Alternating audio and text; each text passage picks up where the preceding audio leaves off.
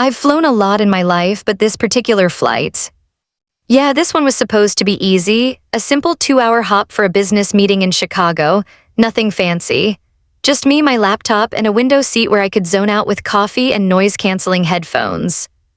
Except life rarely gives you peace when you need it most. See, thanks to some random computer glitch or divine mercy, the airline had upgraded me to first class, and for once I thought, hey, maybe this trip won't be a total disaster. I even texted my free upgrade, things are looking up. I should known that text cursed me. Because the moment I stepped onto the plane, calm went out the window. Row 2, seat A, that was mine, window seat, but when I reached it there was already something there, not someone. Something. A massive designer handbag, the kind that costs more than my car, was sitting right in my seat, like it had paid full price and earned frequent flyer miles.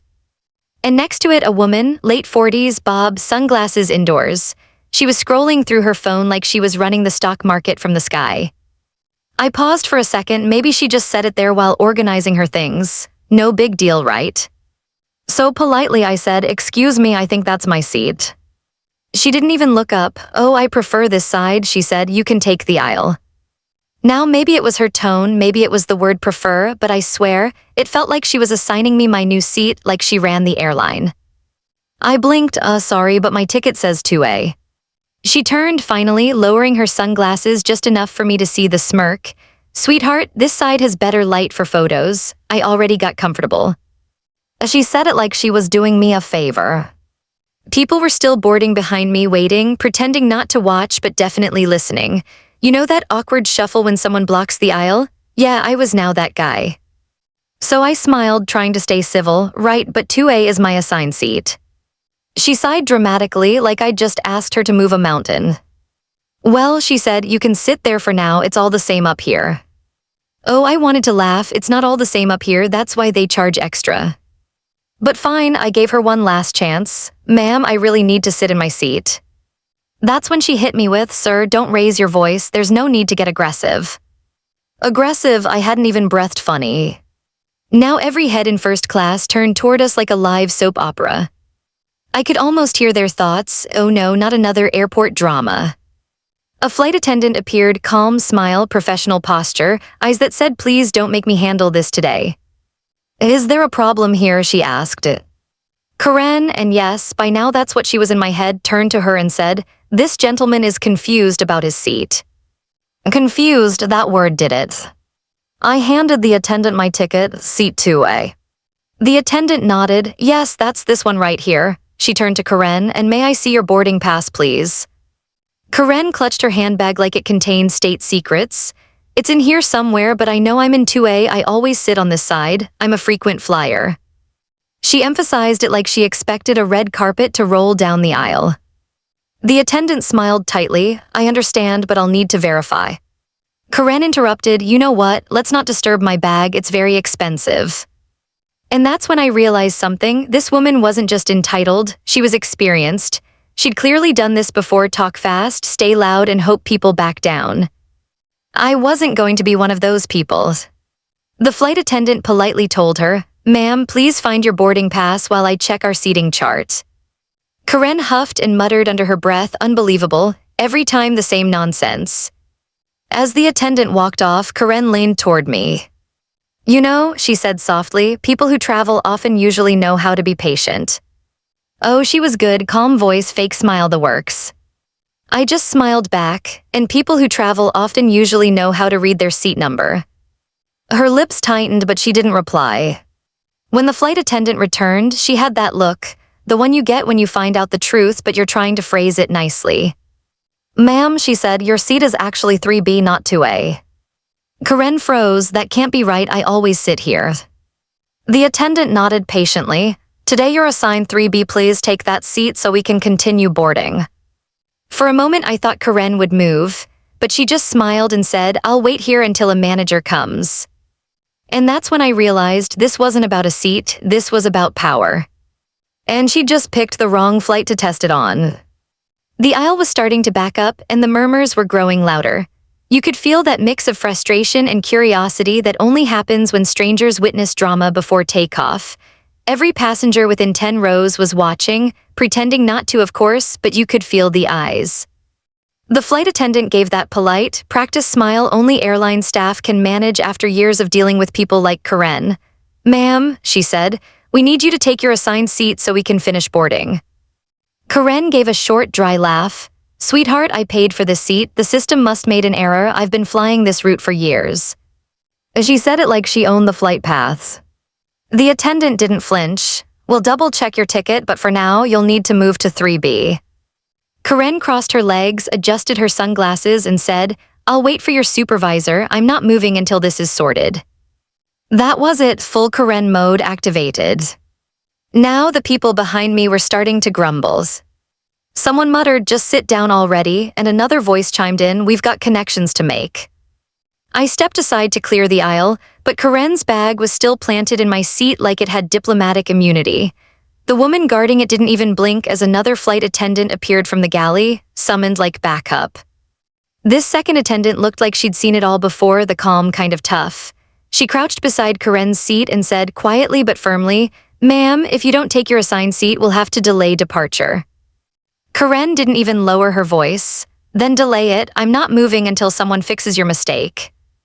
The first attendant looked at me apologetically, and for a second I thought maybe I should just give up and sit somewhere else. I mean, it's just one flight, right? But then I remembered I paid for this seat, and letting someone walk all over you only encourages them. Besides, I could feel the energy around me shift. Everyone wanted to see what would happen. So I smiled and said to the attendants, "Take your time, I'll wait." Karen turned to me almost smug. "See, that's the spirit, patience." I nearly laughed. Her tone was the kind you use with a child learning to tie their shoes. The senior attendant walked to the front to radio the gate.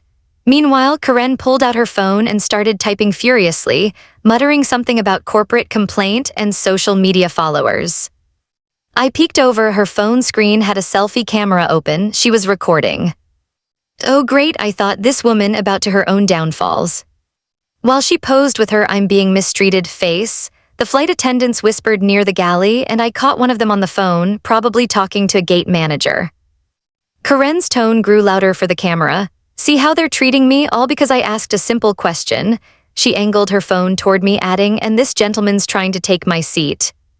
I blinked at her. "Your seat." She smiled at her camera. "He's being very rude to me, everyone. First class isn't what it used to be." I was speechless. This woman was rewriting reality as it happened. Then the lead attendant came back down the aisle. "Ma'am," she said firmly, "I just spoke with the gate. We confirmed your boarding pass. Your seat is 3B. If you don't comply, we'll have to ask you to deplane." Karen's eyes widened. "Deplane? Are you serious? I'll have your job for this." That sentence, the universal Karen anthem. The attendant didn't flinch. "Ma'am, please make a decision now." Karen leaned back, crossing her arms. "Then I'll wait until the pilot comes out." She said it like she was calling in air support. The attendant exchanged a look with her, that silent, "we've reached the limit" kind of look, and disappeared toward the cockpit. I could see the whispers through the curtain. Moments later, the captain himself stepped out. Now this guy looked tired before he even got there, that "I just want to fly the plane" expression. "Ma'am," he said calmly, "we're already running behind. Please take your assigned seat so we can push back." Karen sat up. "Captain, I understand, but this is a mix-up. I fly this airline all the time. I have status." He nodded politely, "Understood, but the seat assignments are final." Karen's tone sharpened. "So you're siding with him?" She gestured at me like I'd committed a felony. The captain exhaled through his nose, clearly done. "Ma'am, if you can't comply, we'll have to remove you from this flight." The murmurs in the cabin got louder, a mix of shock and satisfaction. You could feel it. Everyone was silently rooting for the captain. Karen froze, scanning the faces around her, every single one tired, annoyed, or entertained. She wasn't used to losing the crowd. Still, she didn't move. "I'm not leaving this seat," she said flatly. The captain exchanged one final look with the flight attendant. "All right," he said, his tone final, "we'll handle it at the gate." He turned and walked back toward the cockpit, leaving a trail of tension behind him. Karen smiled faintly like she'd just won a battle. But as I sat there watching, I couldn't help but think she might just declared war she couldn't win. Because when karma boards the flight, it never misses its seat assignment. The captain disappeared back into the cockpit, but the atmosphere in first class didn't calm down. It just shifted. That weird kind of tension when everyone knows something's about to happen, but nobody wants to be the first to say it. Karen leaned back like she'd just negotiated world peace, not realizing she'd just cornered herself into public humiliation. I stood awkwardly in the aisle, still waiting for the green light to sit, my backpack slung over one shoulder, pretending this wasn't the most ridiculous argument I'd ever been dragged into. The first flight attendant gave me a sympathetic glance. "Sir, I really appreciate your patience." I nodded, "No problem, I'm just hoping we actually take off before my next birthday." That earned me a few quiet chuckles from nearby passengers, a small win in a cabin full of tension. Karen heard it too. She didn't laugh. Instead, she snapped her fingers toward the attendant. "Can I get some sparkling water while we sort this out? Room temperature, please." The attendant blinked. "Ma'am, we're not serving beverages until boarding is complete." Karen's lips curled. Well, boarding would be complete if people stopped holding things up. She didn't even glance at me, but the jab landed. A man in 2C, clearly a frequent flyer type, expensive watch and all, muttered, "You've got to be kidding me." Karen's head whipped around. "Excuse me." He didn't even look up. "You heard me, you're holding up the flight." Karen gasped like someone had insulted royalty. "How dare you?" And that's when the attendant came back with her walkie clipped to her vest. She was clearly getting updates from the gate. I could tell by her posture, straight back, calm voice, that something was shifting behind the scenes. She leaned toward Karen, lowering her voice just enough for everyone to strain to hear. "Ma'am, the gate manager is reviewing your ticket. Please have your ID ready." Karen blinked a little too fast. "My ID, what for?" "It's standard procedure," the attendant said smoothly, "just to verify the upgrade." Upgrade, that word hit differently. Apparently Karen's "I always sit here" story had more layers than she wanted to admit. Karen's confidence cracked just for a second, then came back twice as strong. "Fine, but this is harassment. I'm sending an email to corporate the minute we land." "Of course, ma'am," the attendant said with that serene, practiced tone that meant she'd heard it all before. As the attendant stepped away, Karen pulled out her phone again, switching back to camera mode. She started recording herself, voice pitched high with fake calm. "Here we go again, folks. I'm being targeted by airline staff for simply sitting in my assigned seat. Look at this." She panned the camera toward me, her voice dripping with performative outrage. "And this man is trying to take it from me." At that point, even the passengers who'd been trying to stay out of it couldn't help themselves. The woman across the aisle groaned, "Lady, you're embarrassing yourself." Karen froze mid-recording, glaring, "Excuse me, you don't know what's happening here." "Oh, we do," the woman said dryly. "We've been watching for 20 minutes. Laughter rippled through first class, quiet, stifled, but enough to sting. Karen's jaw tightened. She ended her video with a dramatic sigh and shoved the phone back in her purse. I sat down finally, half in my seat, half not, because her bag was still there. I pointed at it. "Can I at least sit now?" She crossed her arms. "Touch it and I'll report you for damaging my property." I stared at her. "It's a seat, not a storage unit." "Sir," the attendant said gently, "please wait just one more moment. We're handling it." Karen smiled sweetly. "You see, even the staff agrees I belong here." I bit my tongue. 5 more minutes passed. The hum of air vents was the only sound. You could feel the collective patience of 30 passengers evaporating. Finally, the senior attendant's walkie crackled again. She whispered something to her colleague, then turned toward Karen. "Ma'am, could you please step to the front of the cabin with your belongings?" Karen blinked, caught off guard. "What for?" The attendant smiled. "The gate manager needs to speak with you personally before we depart." Karen hesitated. "That's ridiculous. I already explained everything." "I understand," the attendant said, still smiling, "but we need to verify something before we can push back." Karen looked around the cabin, no support this time, no sympathetic glances, just silence. She sighed, grabbed her giant handbag and muttered, "Fine, I'll clear this up myself." As she stood, the strap of her bag caught on the armrest and swung sideways, knocking over the glass of orange juice on the tray beside her. The businessman in 2C flinched as juice splashed across his sleeve. Karen gasped, "Oh, that wasn't my fault." He just gave her a deadpan look. "Of course not."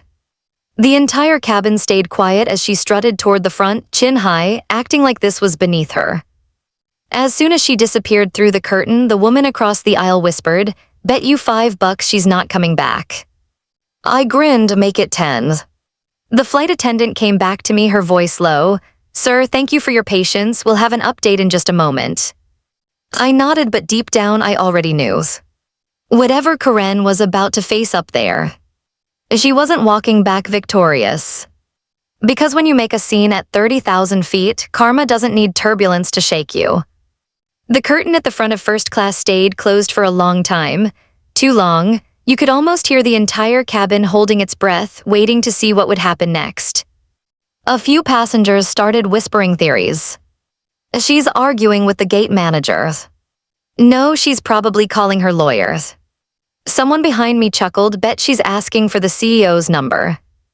I just leaned back, finally able to sit in my seat. Her expensive handbag had gone with her, leaving behind the faint smell of perfume and pure entitlement. I stretched my legs out and tried not to grin too obviously. After a few minutes, one of the flight attendants walked past me toward the galley, phone in hand, whispering quietly. She looked calm, but I caught the edge of a smile tugging at her lips. Something was happening. Then the curtain moved. Karen marched back in, her expression stormy, phone clutched like a weapon. "Unbelievable," she snapped to no one in particular. "They're questioning my integrity."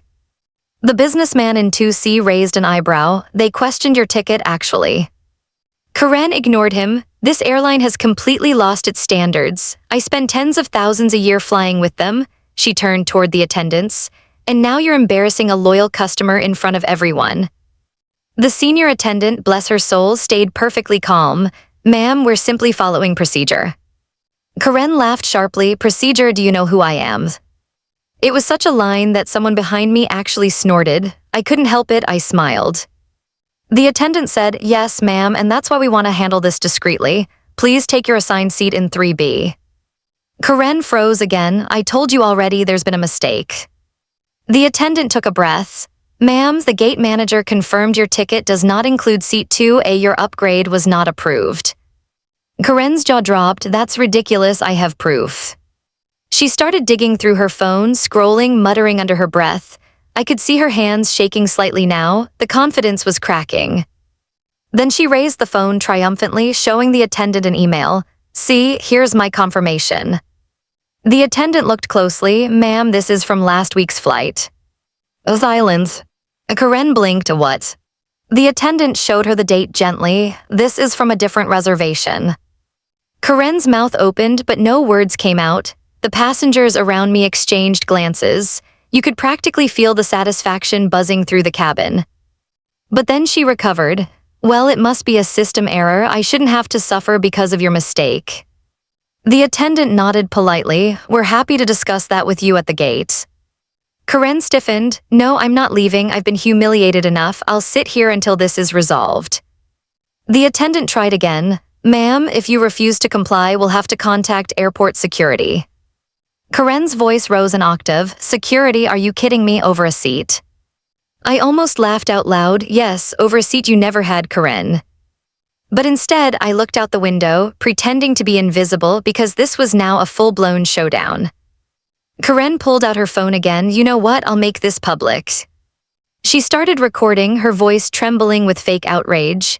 "Here I am, being threatened by airline staff for asking a simple question. First class isn't what it used to be, people." The attendant turned away, clearly used to this kind of performance. The other passengers weren't so patient. A woman across the aisle leaned forward. "Lady, can you just move? We all have places to be." Karen shot her a glare. "Stay out of this." The woman shrugged, then stopped making it everyone's problem. The laughter that followed wasn't loud, but it hit Karen hard. She looked around, no allies this time. Her voice wavered slightly. "You're all enjoying this, aren't you?" The man in 2C replied, "We'd enjoy leaving the gate more." Karen's face flushed red. "Unbelievable, you're all sheep." At that moment, the intercom clicked on. "Ladies, and this is your captain speaking. We're currently experiencing a short delay. We'll be on our way shortly." You could almost hear the unspoken part. If one passenger would just move to her real seat. Karen sank down in 2A, clutching her handbag again like a shield. I'm not moving, she whispered. The senior attendant exchanged a glance with her, then quietly left the cabin. 10 seconds later, her voice came through her radio. I could hear faint words like security, boarding bridge, and escort. Karen noticed. What did she just say?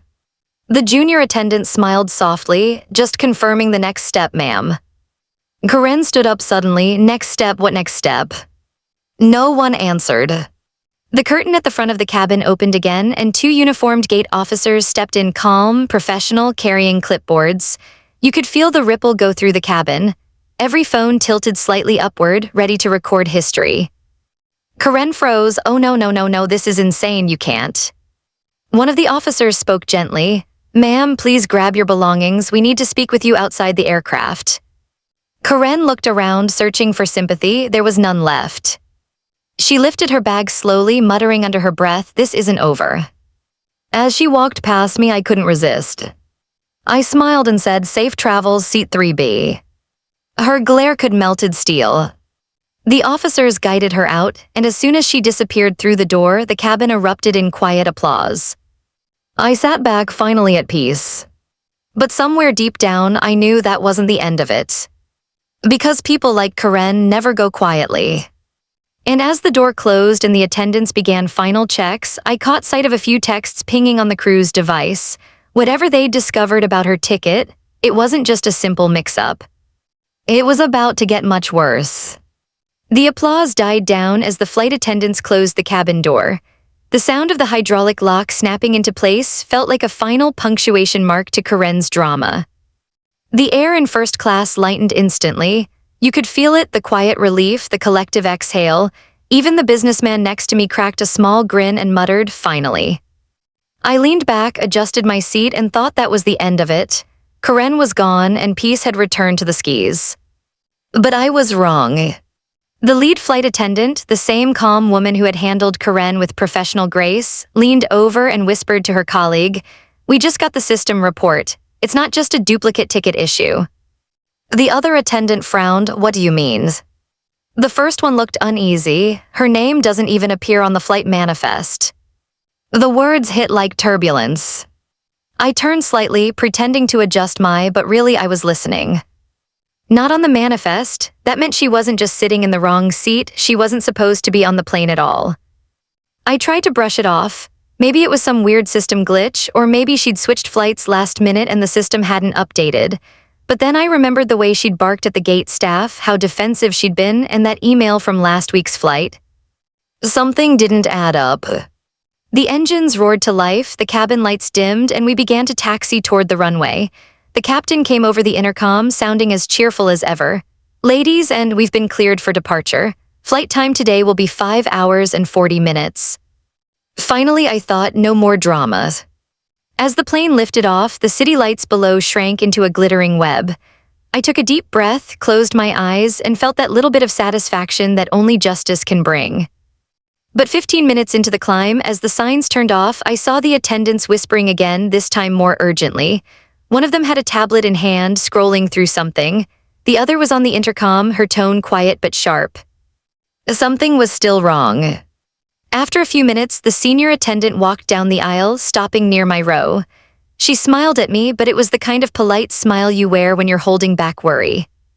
Sir, she said softly, did you happen to see if the woman, the one we escorted off, left anything behind in your row? I blinked. No, not that I saw. Why? She hesitated, her boarding pass scanned as valid for another passenger's ticket, someone who checked in online but never boarded. I frowned. You mean she used someone else's seat? The attendant nodded slightly, her eyes darting toward the galley. It's possible she used a duplicate QR code. We've seen a few cases like that recently. Now I was wide awake. She faked her way into first class. The businessman next to me overheard and leaned in, so she wasn't even supposed to be on the plane. The attendant lowered her voice. That's what we're trying to confirm. The gate manager is contacting TSA. TSA, that wasn't a good sign. The cabin lights dimmed again for dinner service, but the peaceful atmosphere was gone. You could feel the tension creeping back in, quiet but thick. The attendants moved briskly, whispering in the galley, their smiles than before. And then the intercom crackled again, a different voice this time, the captain's but subdued. Ladies and will be diverting temporarily to Denver for an unscheduled landing due to an administrative issue. Please remain seated. Whispers exploded instantly. Administrative issue? What does that mean? Is it a medical emergency? But I knew. Karen wasn't done causing chaos. Even off the plane, she was somehow still in control of the turbulence. The businessman leaned toward me again. You think this is about her? I nodded. Has to be. He chuckled grimly. Lady gets kicked off and we still can't get rid of her. The flight attendants began securing the cabin again, their expressions serious but composed. As we began our descent, the city lights of Denver flickered below like a warning beacon. We landed smoothly, but we didn't taxi to the terminal. Instead, the plane slowed to a stop on a remote section of tarmac. I pressed my face slightly toward the window and saw two black SUVs approaching fast, followed by a police car. The businessman muttered, "What the hell?" The captain's voice came over again. Ladies, and for your safety, please remain seated until further notice. Everyone went silent. The SUVs stopped right beside the plane. Uniformed officers stepped out, flashing lights reflecting off the fuselage. One of them was talking into a radio. The attendant whispered something to the captain through the open cockpit door, then came back down the aisle, pale but calm. I caught her words as she passed me. They said the woman we removed is in custody. The ticket she used was reported stolen.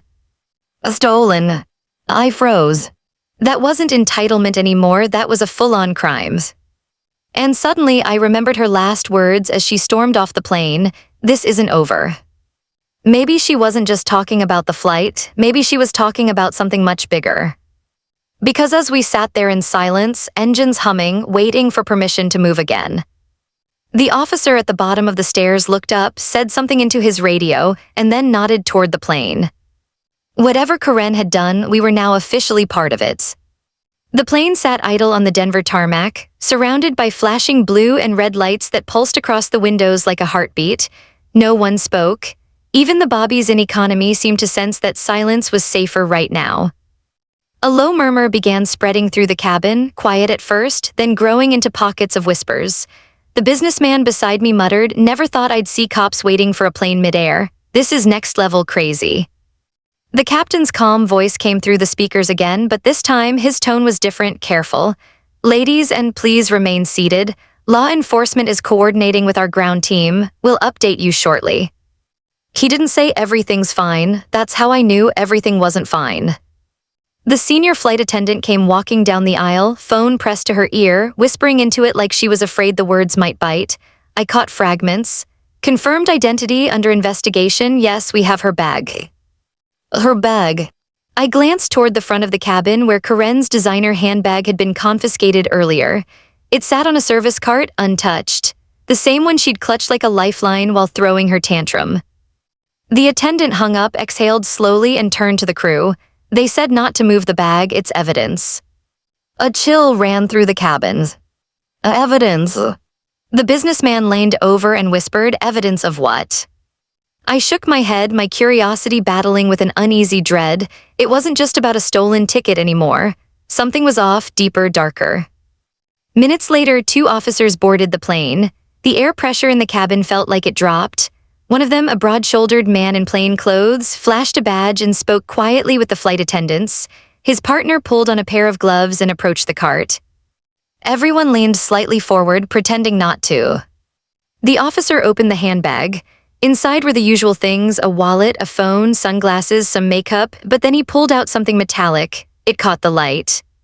The moment it appeared, the attendants exchanged sharp glances. One whispered, "Oh my God."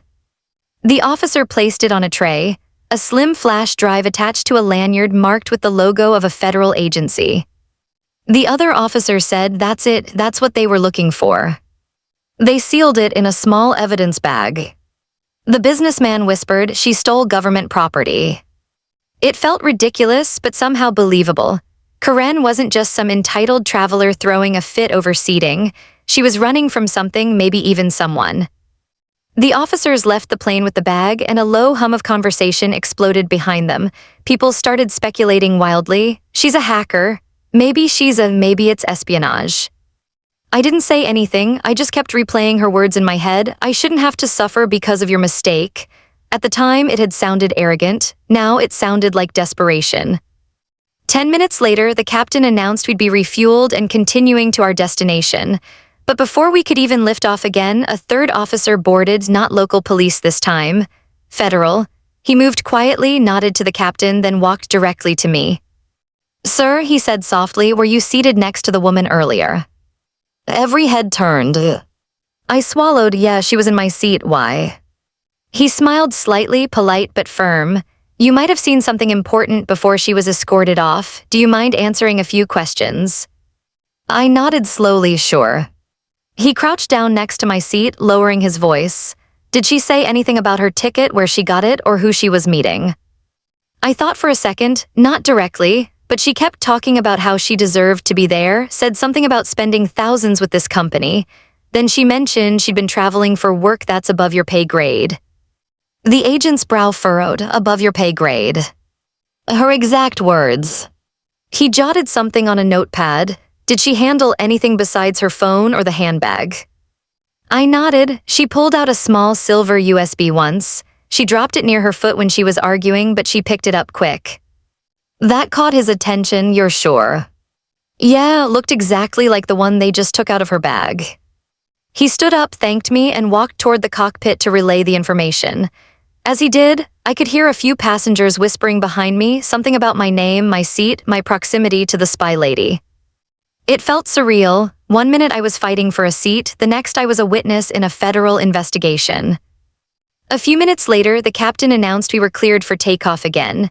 As the engines rumbled, I looked out the window and saw the SUVs still parked near the terminal. Officers stood outside, one of them talking to a woman with her hands cuffed behind her back. "Karen." Even from this distance, I could see her face, red, furious, humiliated, but underneath that anger there was something else, fear. As we lifted off into the dark sky, I couldn't stop wondering what had she really been carrying, and why risk everything for it? Because something told me whatever was on that flash drive wasn't just stolen data. It was a secret someone would have done anything to keep hidden. And somehow I had just become part of the story. The engines hummed steadily and the city lights of Denver faded beneath the clouds. But even as the plane climbed higher, the tension inside first class didn't lift. You could feel it, an invisible current running through every seat. People weren't watching movies anymore. They were watching me. After all, I was the last person to sit beside her. The businessman beside me broke the silence first. "So what do you think was on that drive?" he whispered. I shook my head, no idea, but the fact that the feds came means it's serious. He nodded grimly. "Guess first class isn't as relaxing as it used to be." We both tried to laugh, but it came out hollow. About an hour later, one of the flight attendants approached my seat again. "Sir," she said quietly, "the captain would like to speak with you in private." Every head turned. I tried to ignore the looks as I followed her to the front of the cabin. She opened the small door to the cockpit and gestured for me to step inside. The captain sat in his chair, headset off, expression heavy. Next to him stood the same federal agent from before. The cockpit lights glowed dim orange, casting hard shadows on their faces. The agent nodded at me. "Thanks for your time again. We've confirmed a few details." He tapped the notepad. "The woman Karen isn't who she said she was. Her real name's Parks." I blinked, so she was using a fake name too. He nodded. "And a fake ticket. That flash drive she carried, turns out it contains internal correspondence from a government contractor, financial records, employee data, procurement files." I frowned, "So she stole it." He paused. "Or leaked it. We're still figuring that part out." I looked between them. "So was she a criminal or?" The captain exhaled slowly. "That's the thing no one knows yet." The agent leaned forward, lowering his voice. "But here's the part that's strange. The drive wasn't recently. It was taken over a year ago. She's been off the grid ever since. This was her first flight booked under any name in 12 months. I felt a chill run through me. "So why now?" He studied me carefully. "That's what we're trying to figure out." She told the officers she was trying to hand it off to someone she met online, a contact she said would finish the job. I frowned. "You think that person was on this flight?" The agent's eyes flicked toward the cabin door. "Maybe, or maybe she just thought they were." I swallowed hard. "And you think she chose first class for a reason?" He nodded. "That's why I wanted to ask. You mentioned she seemed focused on her seat, Possessive even. Did she say anything about why she wanted 2A specifically? I thought back, she said, "This seat's mine, I earned it." She was almost obsessed with it. He wrote that down, then looked at me. That's what's bothering me. That seat number 2A shows up in a message we decrypted from the same contractor's server. It was part of a code phrase. My pulse quickened, wait, like a meeting signal. Exactly 2A confirmed, it said, sent 3 days ago. The cabin suddenly felt smaller. So you're saying someone else on this flight was supposed to meet her in that seat? He didn't answer, but his silence said enough. The captain adjusted a few switches, his expression tight. We've the destination airport. They're scanning the manifest again, but if that contact is... He didn't finish. The agent gave me a faint, reassuring nod. Don't worry, just stay calm. If you notice anyone acting nervous, don't confront them. We'll handle it when we land. I nodded, but my hands were cold. I stepped back into the cabin, my eyes darting over the rows of passengers. Everyone looked normal, reading, dozing, watching movies. But now I couldn't stop wondering who among them was waiting for Karen. The businessman looked up as I sat down. Well, what they say. I hesitated, just routine questions. He smirked, routine, huh? Then why do you look like you've seen a ghost? I forced a smile, but my heart was pounding. A few rows ahead, a man in a dark suit was typing furiously on his laptop. Across from him, a woman kept glancing at her phone even though we were mid-flight with no Wi-Fi. Every little motion looked suspicious now. And then, as the attendants began their quiet service, I noticed something that froze me. A folded napkin had been placed discreetly in the pocket of my seat. I hadn't seen it before. I unfolded it slowly. Inside, written in shaky handwriting, were 5 words. They're watching, don't trust anyone. My stomach dropped. I looked around, trying not to draw attention. Who had left it there when? I turned the napkin over and saw something scrawled on the back in faint pen marks. A seat number. 2C. The businessman. I looked up slowly, my pulse roaring in my ears. He wasn't smiling anymore, just watching me, too calm, too still. And in that moment, I realized, maybe Karen wasn't the only one with a fake ticket on this plane. For a few seconds, I just sat there staring at the napkin. The handwriting looked rushed, shaky, almost desperate. The kind of note someone writes when they know time, running out. They're watching, don't trust anyone. And below it, that single clue 2C. I turned slightly toward the businessman. He was still watching me, his eyes calm but cold now, the friendly grin gone.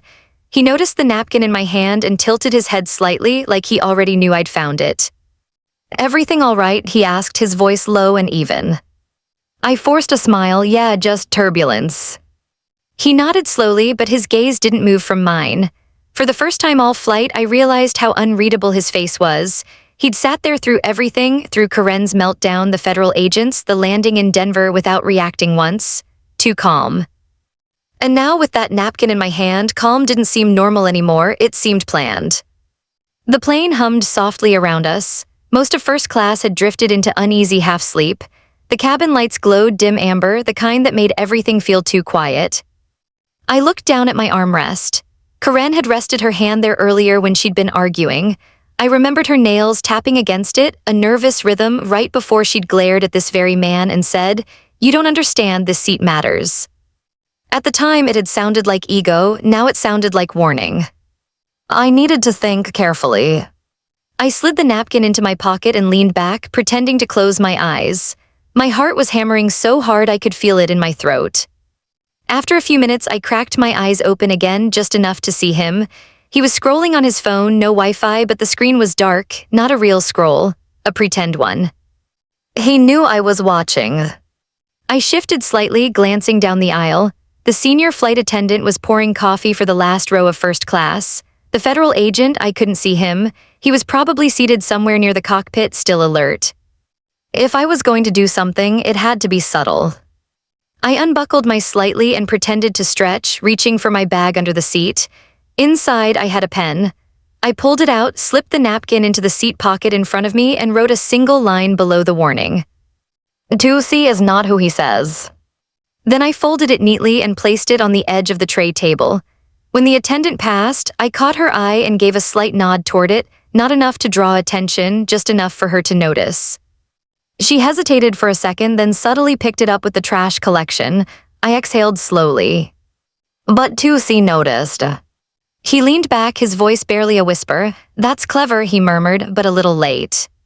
My blood went cold. What do you mean? I said quietly.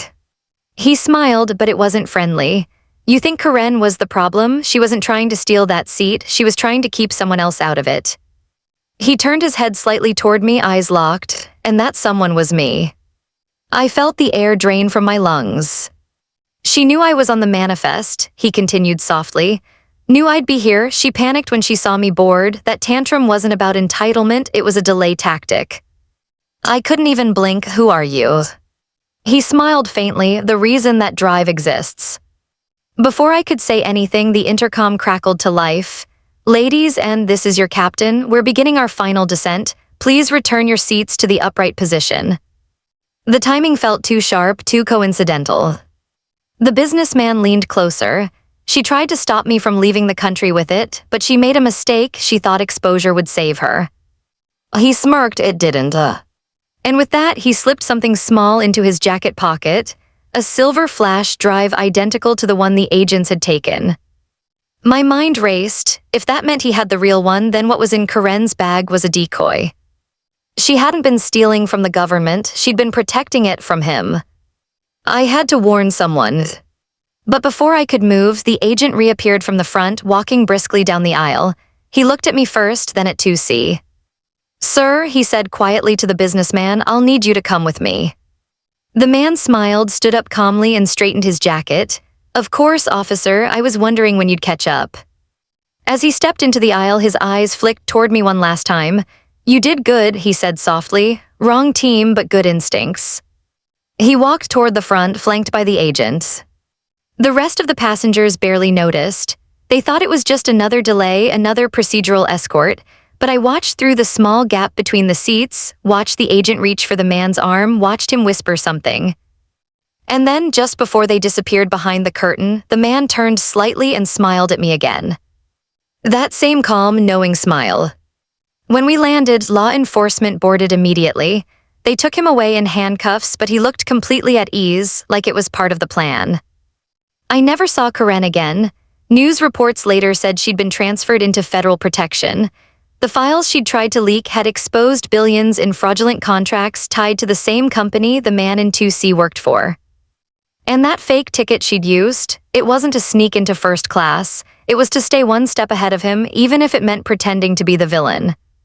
She'd chosen 2A because she knew exactly who was meant to sit beside her. As for me, I got a letter a few weeks later, no return address. Inside, a short note written in the same shaky hand from the napkin. Thank you for sitting in my seat, you saved my life. I still don't know how she knew where to find me. But I do know one thing. Next time I fly first class, I'll take whatever seat they give me. Every HOA has a story on HOA headaches. You'll hear the ones they tried to bury. Subscribe today.